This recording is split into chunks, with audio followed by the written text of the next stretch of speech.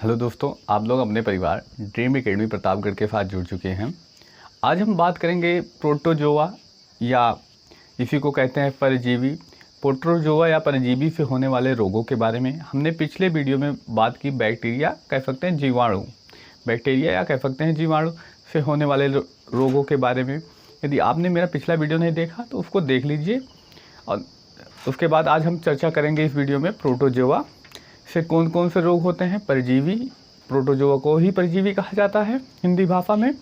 तो इन सब की चर्चा करेंगे और ट्रिक के माध्यम से, और इनमें जो बेसिक कॉन्सेप्ट से भी प्रश्न बन सकते हैं उन सब की भी चर्चा करेंगे। आइए चर्चा करते हैं।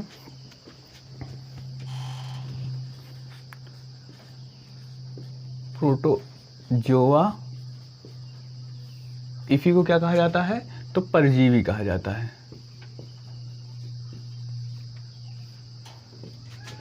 से होने वाले रोग। प्रोटोजोआ या कह सकते हैं परजीवी से होने वाले रोग कौन कौन से हैं ऐसे रोग? तो इसकी ट्रिक क्या है? तो लिख दें इसको, पापा काम पे सोते हैं। इसकी ट्रिक क्या है? पापा काम पे सोते हैं। देखिए इससे क्या होगा, इस पास से क्या हो जाएगा? पायरिया।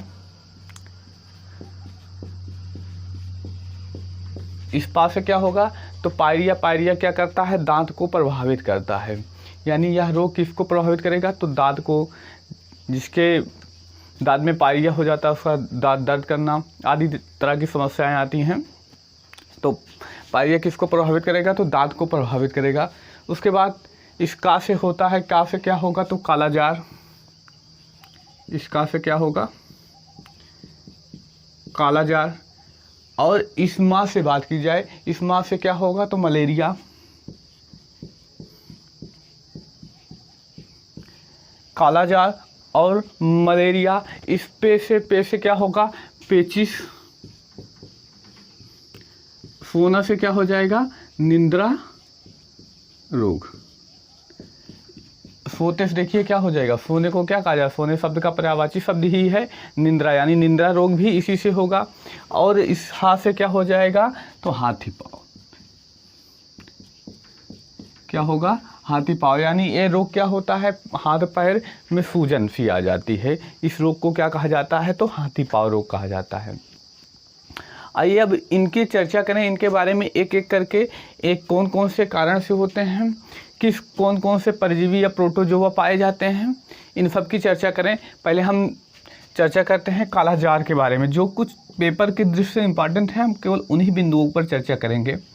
तो कौन सा है? तो कालाजार। अब कालाजार क्या होता है? तो एक मक्खी पाई जाती है, बालू मक्खी। इसका वाहक होती है, यानी बालू मक्खी एक व्यक्ति से दूसरे व्यक्ति तक पहुंचाने का काम कौन करता है? तो बालू मक्खी जो होती है ये इसका वाहक कही जाती है, एक व्यक्ति से दूसरे व्यक्ति तक पहुंचाती है। उसके बाद पूछा जाए या किस परजीवी के कारण होता है? तो ध्यान दीजिएगा, या लिस्मानिया परजीवी के कारण होता है। कौन से? लिस्मानिया, लिस्मानिया परजीवी। परजीवी इसी को क्या कहा जाएगा इंग्लिश भाषा में? प्रोटोजोआ। लिस्मानिया प्रोटोजोआ के कारण होता है कौन सा? तो ध्यान दीजिएगा, कालाजार। और इसके लक्षण क्या नज़र आते हैं? जब यह आपको होगा तो इसमें तेज बुखार नज़र आएगा। लक्षण के रूप में क्या नज़र आएगा आपको? तो तेज बुखार।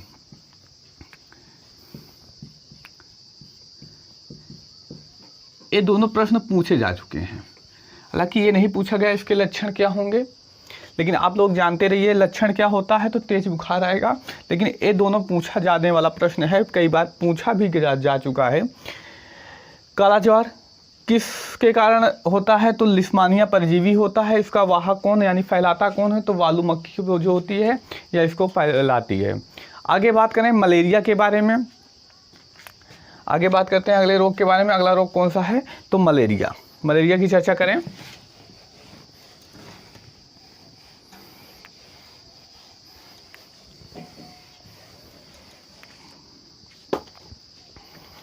अगला रोग कौन सा? मलेरिया। अगला रोग कौन सा है? तो मलेरिया। यह प्रश्न पूछा गया है, बताइए मलेरिया की खोज सर्वप्रथम किसने की? तो ध्यान दीजिएगा, मलेरिया की खोज सबसे पहले रोनाल्ड रॉस ने की थी। किसने की थी? तो खोज रोनाल्ड रॉस ने की। इस मलेरिया की खोज किसने की? तो मलेरिया की खोज रोनाल्ड रॉस ने की। अब इसमें पूछा गया प्रश्न कि बताइए कौन सा परजीवी है, कौन सा परजीवी है जिसके कारण यह होता है? तो प्लाज्मोडियम परजीवी है। कौन सा?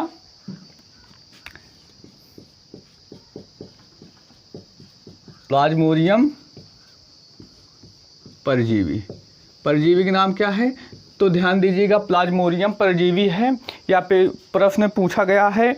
और यह भी ध्यान दीजिएगा, इसका वाहक कौन होता है? तो ध्यान दीजिएगा, मादा एनफ्लीज मक्खी जो होती है इसका वाहक होती है, यानी ये मक्खियों के माध्यम से फैलता है। कौन सी मक्खी? तो मादा एनफ्लीज मक्खी। किस मक्खी के माध्यम से? तो मादा एनफ्लीज मक्खी, इसका क्या होती है? तो वाहक। पूछ लिया जाए कि बताइए मलेरिया का वाहक कौन होता है? तो मलेरिया का वाहक मादा एनफ्लीज मक्खी होती है, जो इसको एक व्यक्ति से दूसरे व्यक्ति तक फैलाती है। यदि पूछ लिया जाए इसमें कौन सा अंग प्रभावित होता है? तो ध्यान दीजिएगा, इसमें प्रभावित अंग आरबीसी होता है। प्रभावित अंग कौन सा होता है? तो आरबीसी। इसमें सर्वाधिक प्रभावित अंग कौन होगा? तो आरबीसी होगी। एक प्रश्न बहुत ही इम्पॉर्टेंट, थोड़ा इससे हट के, लेकिन वह पेपरों में कई बार पूछा गया है, तो इसलिए जानना भी वह ज़रूरी है। बताइएगा, आप लोग बताइए, आरबीसी का कब्रिस्तान किसे कहते हैं? बहुत ही इम्पोर्टेंट प्रश्न, क्योंकि यह पेपरों में कई बार पूछा गया है। बताइए आरबीसी का कब्रिस्तान किसे कहते हैं?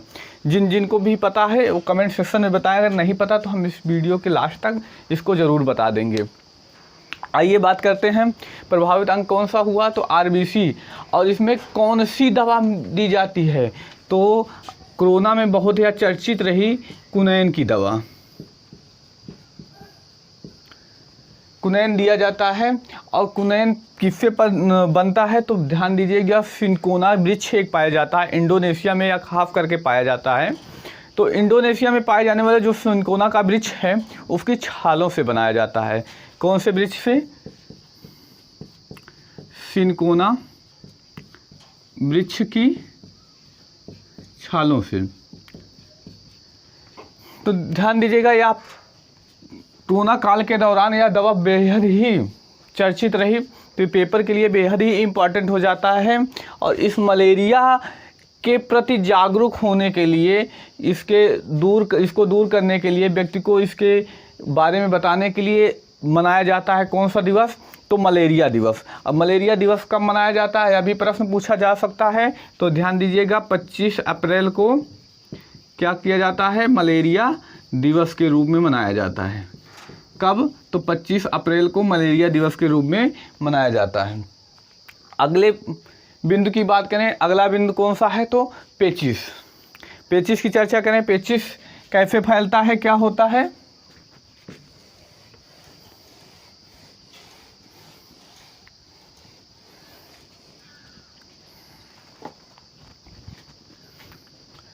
पेचिश। पेचिश की चर्चा करें तो ध्यान दीजिएगा, पेचिश किस परजीवी के कारण होता है? या पेपर में यशस्वी का फेवरेट सवाल है, कई बार पेपर में पूछा गया है। तो हिस्टोलिका परजीवी है। कौन सा?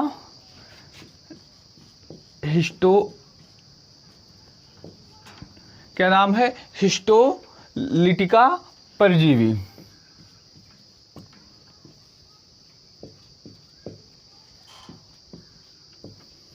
कौन सा परजीवी? तो हिस्टोलिटिका परजीवी है। और इसमें कौन सा अंग प्रभावित होता है? तो ध्यान दीजिएगा, इसमें आंत, कौन सी आंत? वो भी छोटी आंत प्रभावित होगी। कौन सी? तो छोटी आंत प्रभावित होगी। और जब यह प्रभावित होगी तो क्या इसमें होगा? तो दस्त होगा। क्या होगा इसके लक्षण के रूप में? तो दस्त हो जाएगा, दस्त होगा। पूछ लिया जाए कौन सा अंग प्रभावित होता है, या पेपर में काफ़ी बार पूछा गया प्रश्न, बताइए पेचिश के दौरान कौन सा अंग प्रभावित होता है, तो आंत, वो भी आंत में कौन सी, तो छोटी आंत। अगला कौन सा है, तो निद्रा रोग।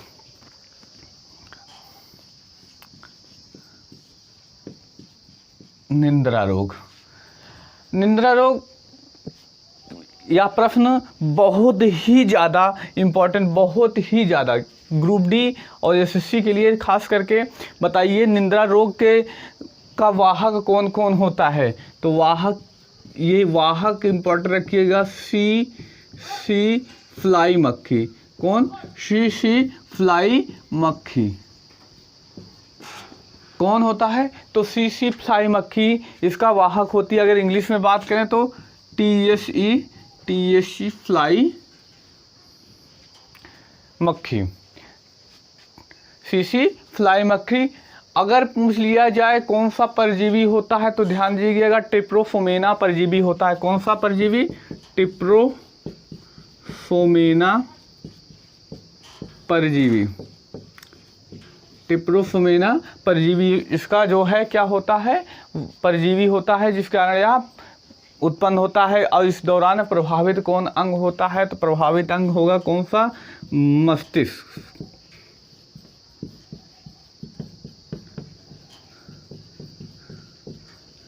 कौन सा अंग प्रभावित होगा, तो मस्तिष्क। अगला रोग कौन सा है, तो हाथी पाँव। इसमें क्या होता है, हाथों पैरों में सूजन आ जाती है। और एक किसके का, इसका वाहक कौन होता है, तो बुचेरिया बॉकफ्रेफ्टी, बुचेरिया आप कीजिए बॉकफ्रेफ्टी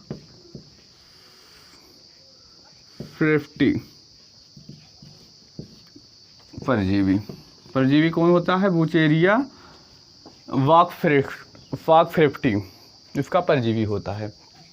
हमने चर्चा कर ली प्रोटोजोआ और परजीवी से होने वाले रोगों के बारे में, और जो जो इम्पॉर्टेंट तथ्य हैं उनकी भी चर्चा की। मिलते हैं अब अगले वीडियो में। धन्यवाद।